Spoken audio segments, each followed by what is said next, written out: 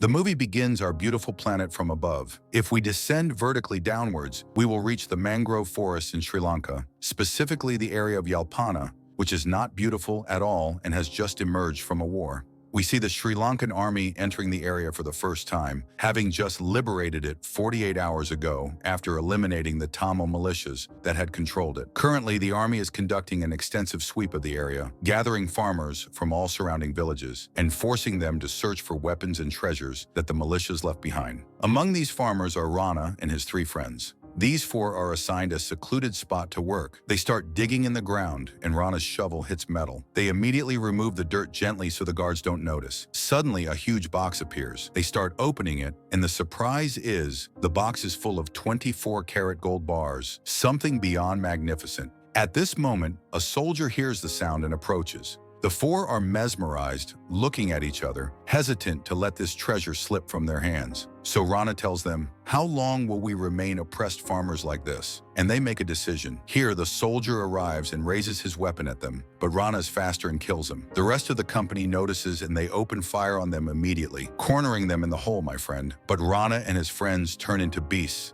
emerging with lightning speed and engaging. Your eyes won't see anything but light. In 2 minutes, the 4 had taken out half the company. During the engagement, they tie the box with a rope, pull it out, and escape with it towards the forest, until Rana manages to lift it onto his back and moves with it. What greatness is this, my boy? Despite the heavy weight of the huge box, he was able to run with it and evade the army and police dogs. Finally, they reach the shore, quickly steal a boat, and escape far away.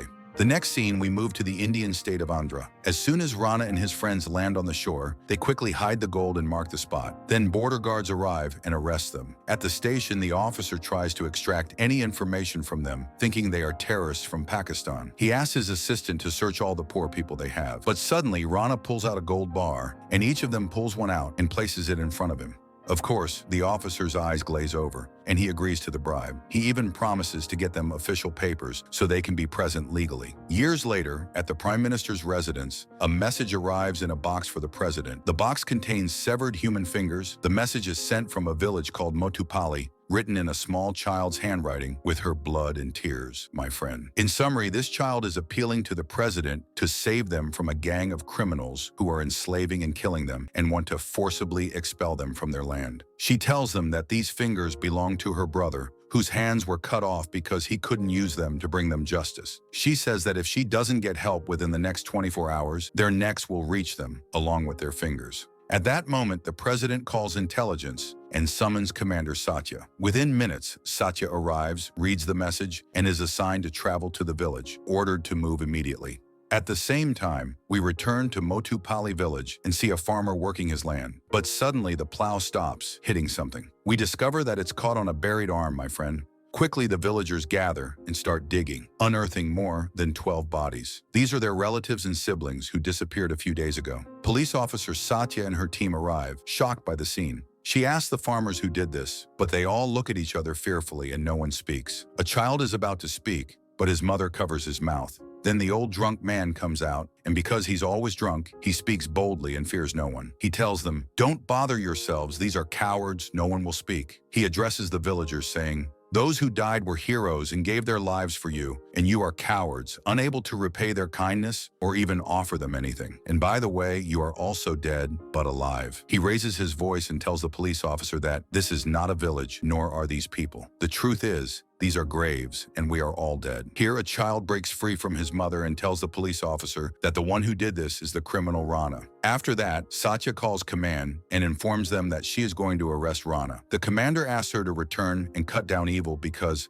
Rana is a red line mom. He tells her, "Surely you don't know Rana," but she says that the law is above all and moves out. On the way, half of her team gets scared and resigns, fleeing. Only her female friends remain with her. A little later, they reach Rana's house and are surprised by a fierce attack from his men. Despite being women, they quickly take on the men and storm the house, my friend. The women really did it. When Rana's mother tries to cause trouble, they stop her dead in her tracks, until Rana's wife comes out and tries to deal with them reasonably. But when she finds them insistent, she proceeds legally. She rushes the police officer and hands them over to her men, having them beat them strip them of their clothes, and imprison them, but she asks that no one touches them. At this time, we meet Singh, who is currently on a train, traveling somewhere or working, no one knows. But on the way, the train breaks down near Motapali village. Singh learns from the driver that they called the administration and sent them a new tractor, meaning they will be stalled for at least 5 hours. So he decides to go to this village to buy food and some things. He finds a simple restaurant and its owner, an old lady who is humorous. He stops to joke with her and flirt with her. But while he is eating, a group enters rudely, looking like a gang. They knock the food out of Singh's hand, my friend, and don't even apologize. They even go to the old lady and bully her. So he stands up, approaches them, and asks them to apologize. But no one listens. They mock him and laugh. Moreover, when they find him insistent, they try to hit him, but they don't know who he is, poor things. He shows them the red eye, and each one of them is finished with just one blow. He doesn't stop there. He goes out to finish off the group outside. But what's annoying is that no one has apologized yet. So he grabs one of them and asks him, "Who's your boss?" He forces him to move with him and lead him to their boss. The next scene, we see Commander Satya arriving by plane at the state, my friend, and will continue to the village by land due to bad weather conditions. One of the corrupt officers calls Minister Khan and informs him that Officer Satya from intelligence has arrived and is moving to Motapali. Because of this, Khan is alarmed and thinks Satya is coming because of the disappearance of the police officers. So he calls Rana's wife and tells her,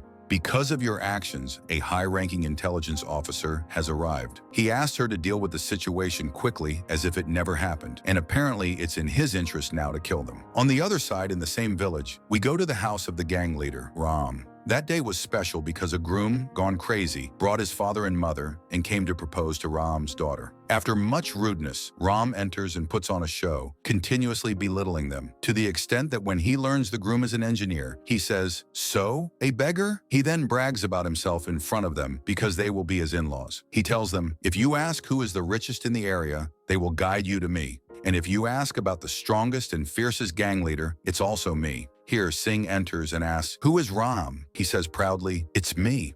Oh, if only he hadn't. Singh gives him a beating and humiliates him in front of his in-laws. He also asks him to say, "I'm sorry," and the man is surprised. "He's here to pick a fight with me and wants me to apologize? You'll be shredded, boy." He orders his men to hit him, but the result is that Singh finishes them off and humiliates Ram in front of his in-laws. He takes him with him to lead him to his boss. A little later, they arrive at Somu's place, and Ram points at him and says, "This is the boss," so that, my friend, the same thing happens to Somu, and even worse than Ram. The result is that he takes Somu to lead him to their boss, Rana. The very next scene, intelligence agent Satya is on her way by land because the weather is not suitable for a plane. She asks the officer in charge of the area, "Who is Rana?" He replies that 15 years ago, 4 people from Sri Lanka, including Rana, arrived on their shores. They bribed an officer with gold who got them official papers. Since then, Rana has built his crime empire. He recounts that Rana and his friends bought boats to work in fishing, but Ram and a man named Tali went to them and informed them that a tax was due on the boats and also on the fish in that place. When Somu replies to him, we see Tali slap him across the face, and Rana prevents him from retaliating. At that time, he seems to have a plan. On the evening of the same day, the 4 return to Tali's house as if they were pig traders. The man is sitting with his wife, and suddenly Somu grabs him, drags him, and enjoys torturing him before killing him, of course. Then he lifts him into the air, and Rana throws an arrow that lands on Tali, killing him impaled, my friend. And the surprising thing is that they don't escape. They remain sitting calmly in their place until the police came, led by the same officer who let them through the border and took the gold bribe. He is shocked and reprimands them for this crime, promising them dark days. But Rana is not willing to listen anymore, and at that moment, he cuts his neck. With these 2 incidents, and due to people's fear and terror, Rana and his group began building their own glory. Since then, every day they kill huge numbers, and daily they cut off heads or burn people alive until they eliminate all their enemies and all those who compete with them. And the surprising thing is that all this happens openly. We return to Singh, who takes Somu, dragging and slapping him until he reaches Rana's house. He makes an entrance, and upon this entrance, Rana comes down. When he sees his men humiliated like this, he slaps Somu and asks him, "How could one person do this to you and your men?"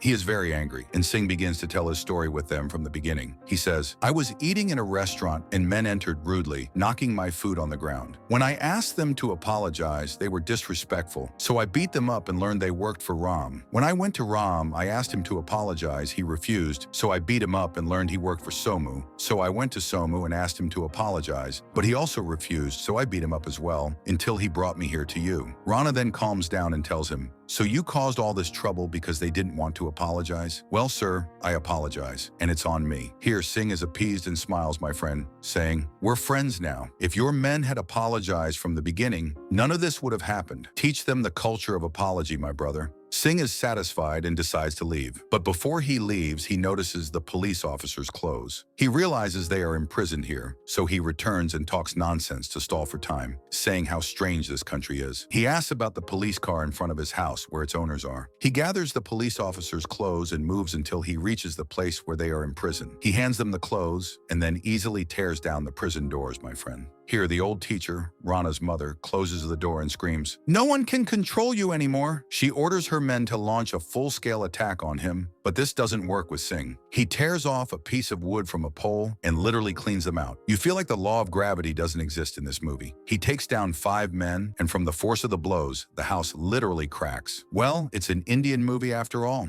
During this, the female police officers put on their clothes and come out. Singh is affected because they clearly went through a lot, and because of that, he gets even more fired up and beats them left and right. As for Rana, when he sees this, he says, "Enough is enough," and pulls out a shotgun, firing it in Singh's direction. Singh quickly moves away and manages to grab a pistol and raises it at Rana, who also raises his rifle. Here, the situation is dangerous, and it seems neither of them will back down. They start exchanging heated words. When Rana's wife notices the seriousness and determination in Singh's eyes, she knows he is not easy. She subtly asks Rana to let them leave, and Rana complies with her words, letting Singh leave, but not before explaining to him, saying, "You are here in my kingdom, meaning in a few minutes I will catch you, and you will be held accountable for all the chaos you've caused." Singh acts as if he heard nothing and takes the girls and leaves. On the other side, Commander Satya finally reaches the entrance of the village. There, he is greeted by the corrupt minister, wearing the mask of an honest and good leader. But this doesn't fool Satya, who is sure that this minister is not right. It's logical. A region with all this corruption and crime, surely the officials in charge are involved in cooperating with the criminals there, my friend. He tells him, "Be honest with me and tell me all the details, and I will consider that they were threatening you and you cooperated with them out of fear. But if you lie and deny and keep wearing this shiny mask, then I will frame you with a big case, a big night you can't handle." At that moment, the minister tries to cause trouble and exploit his position, but he learns that Satya has the authority to remove him directly. So he takes the words in stride and backs off. When he subtly tries to offer him a bribe, he refuses and almost scolds him, but it passes peacefully. A little later, the minister leaves and calls Rana,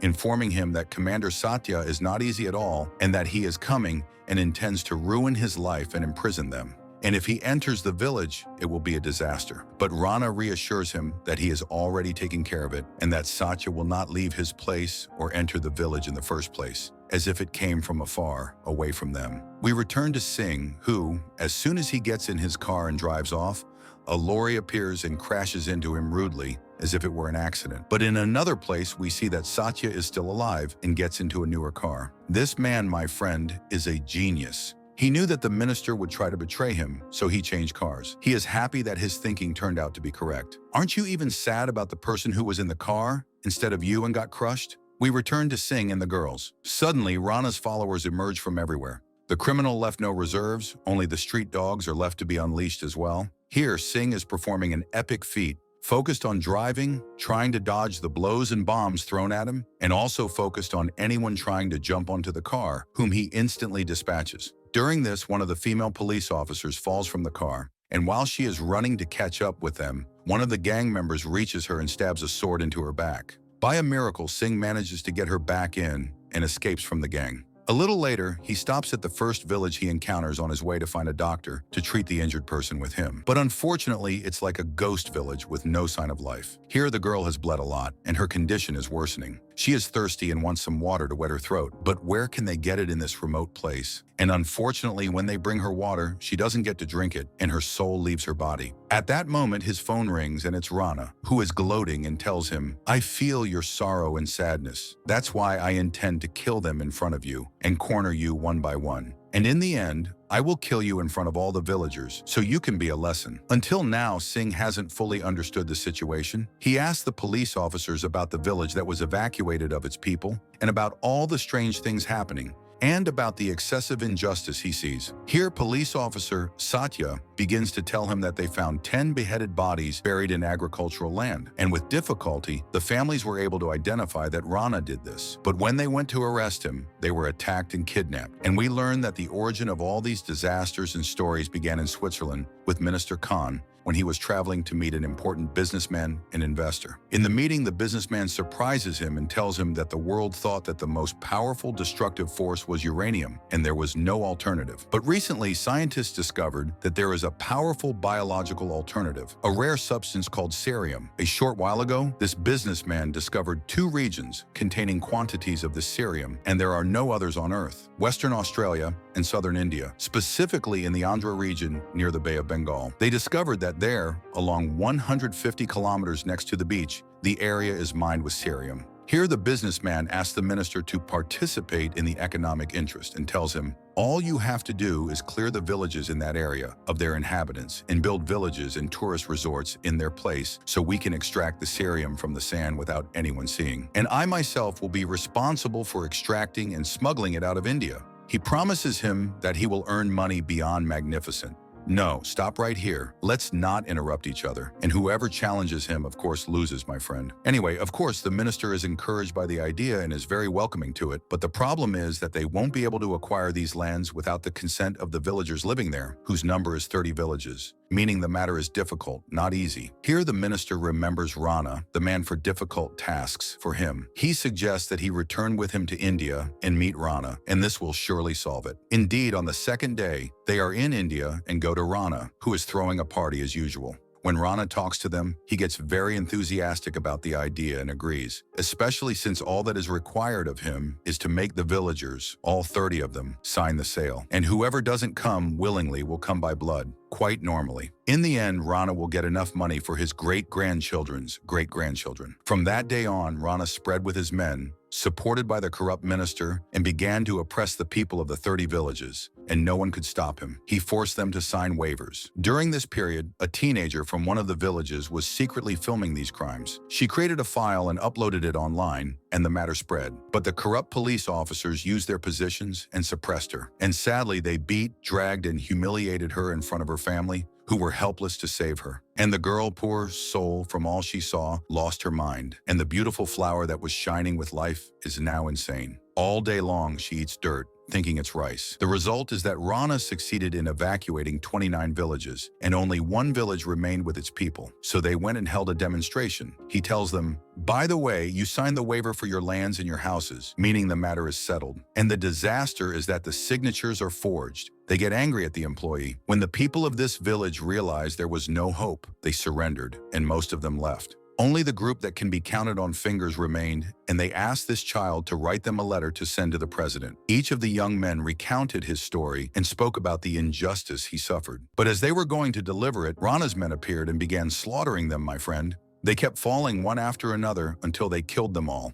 After hearing all this, Singh couldn't comprehend it. If he had been present at the heart of the event, he wouldn't have believed it and would have thought it was an Indian movie. He promises the villagers that he will bring them justice and avenge them. He immediately moves to the police station. There, everything was chaotic, like a mix of milk, tamarind, and ginger. They were just passing time, not caring if things burned or were ruined. There was absolutely no sense of responsibility. So he asked to file a report and tells the officer in charge about the injustice and crime. The officer pretends to be affected, or perhaps he really is, who knows. But when he says he will file a report, Singh feels the entire station getting electrified and their nerves fray. At that moment, the station chief comes out and speaks to him in a very rude manner, asking him who he is and what his story is. He replies that he is a poor servant of God. He calls the female police officers he rescued to give their statements. As soon as they appear, the whole station laughs at them, and the chief tells them, "You deserve it for not listening and going to someone merciless." Here, Singh reaches his limit and tells them, "Aren't you ashamed of yourselves, men?